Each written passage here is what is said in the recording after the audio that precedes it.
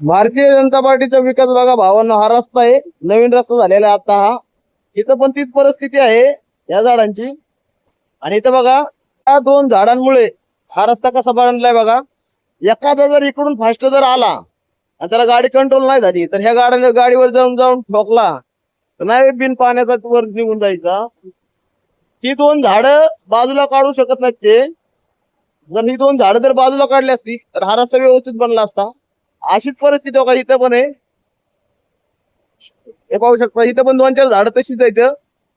म्हणजे तिकडं जंगल तोड करायची आणि अदानीला च्या खिशात हजारो एकर जमीन द्यायची, हजार हजार एकरातली जंगल तोड करायची आणि ते हे दोन झाडं काढू शकत नाहीत का?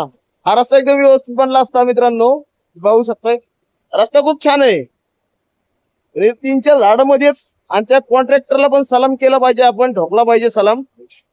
इतका चांगला कॉन्ट्रॅक्टर त्यांनी 2 झाडांमुळे रस्ता ठेवलाय. कसा ठेवलाय बघा हे रस्ता. हे रस्ता बघा, इकडे एक पट्टी, या पट्टीवर चालू शकत नाही. इकडून मोठी गाडी कुठली जाऊ शकत नाही. इथून फक्त टू व्हीलर वगैरे जाऊ शकते, रिक्षा वगैरे जाऊ शकते. हे बघा विकास. इकडे नाशिकचं जंगल तोडायचं कुंभमेळ्यासाठी आणि इकडे 2 झाडं तोडू शकले नाहीत. हा विकास भारतीय जनता पार्टीचा. मानलं त्यांना.